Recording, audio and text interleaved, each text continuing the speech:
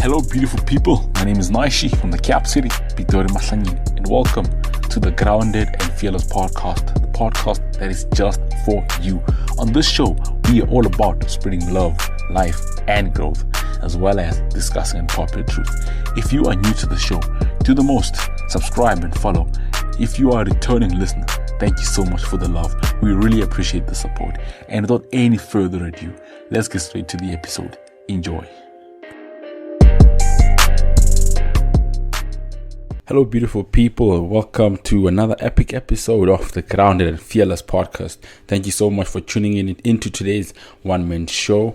And today's show is basically inspired by what I could say is the greatest advice that I'd received, or one of the greatest advice that I've received in my life. And I thought of this because of the upcoming exam season. Well, in South Africa, we have exams now. I don't know which part of the world you're listening to this from, but yeah, in South Africa, towards the end of the year, it's exam season for many of the students this side, matrics going into the final year exams, varsity students going into their end year exams. This season just reminded me of this advice that I've always tried to live up to and to live by, not just for exams per se, but for everything in life, for everything that I do and every challenge or opportunity that I take up. So this advice that I'm referring to, basically, I got it from a friend of mine, I would say possibly in 2019.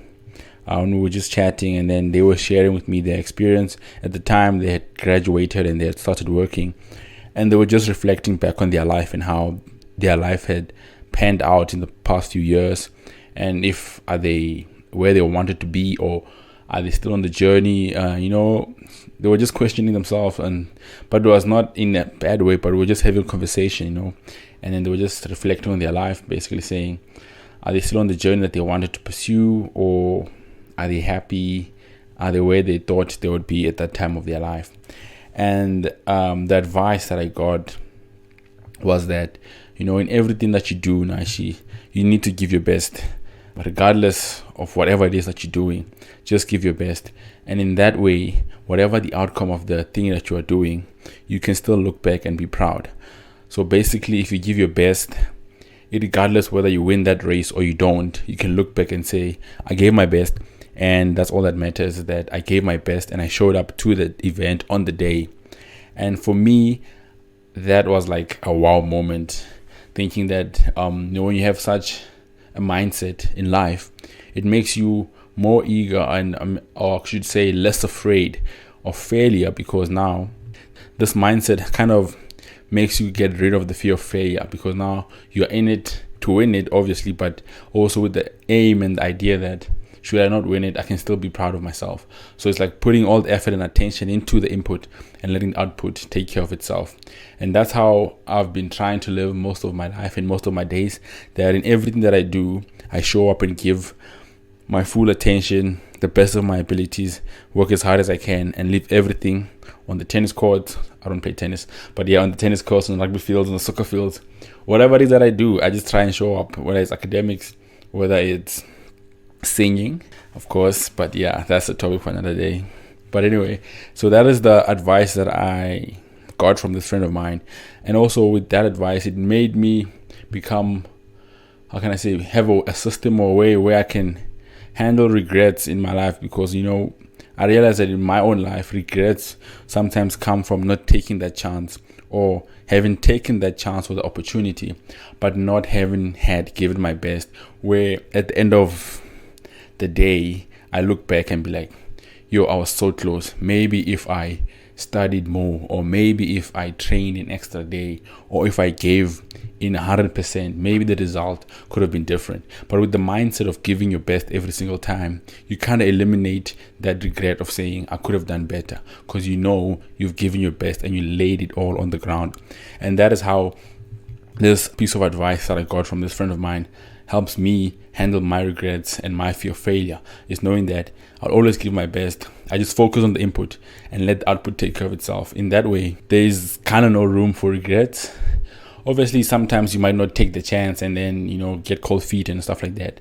But knowing that you took the chance, that most definitely you gave your best. And also, that if I give my best in something and it doesn't happen, then that thing was never meant for me, because I like to view things like what is always mine will never miss me, and what is never mine to begin with would always miss me, no matter if I'm in the right place at the right time with the right people. If that opportunity or the particular thing was not meant for me, it will never happen, whether I like it or not. And for me, accepting that reality kind of makes things better for me. So yeah, I want to share that with you today, that in whatever situation or whatever it is that you do in life, just always try and show up and give your best, and just give your best. And whatever the outcome, you can look back and be like, man, I did that. I showed up. I ran my best time. I did my best, and I'm proud of that. I'm proud of myself for showing up for myself and proving to myself that I can go and reach the limits and push, sometimes even push beyond your limits. So if you are doing anything half-heartedly, or you're giving 80%, pump that up to 100% if you can. Pump it up to 120%, as Eric Thomas likes saying, man. If you are doing 70% and you're still successful, you're not doing enough. You gotta push it and make sure you even get to the 120 if you can. So yeah, that is it from my side, guys. I hope you guys take this advice going forward, and especially into the exam season. It can be very stressful for some students. Exams, people get stressed. I get excited for exam season because there's so much time not free, but like there's less things happening. It's just exams and studying, and I like that calmness that comes with exams. So for me, I'm kind of excited going into exams, but also a bit nervous because we're writing tests and you gotta do well and pass. So take this advice, just give your best, show up, and focus only on the input. Focus on what you can control, not what is out of your control. And in this case, the input, the work you put in, the hours you spend studying, the hours you spend training, that's what you can control. And let the output take care of itself, and the results take care of themselves. And at the end of the day, you can still be proud of yourself, looking back and saying, you know what, I showed up for myself and I did that. And that is it from my side. But before I leave, you always know one-man shows come with the question of the day. And the question for this episode is, if you could do one thing and you were guaranteed that you wouldn't fail and you would succeed, what would you do? Like, if you were asked to do one thing, and you knew if you did this thing, success was guaranteed, what is the one thing that you would do? And if you have an answer for that question, that is great. And what you do with the information that you get from answering this question is up to you.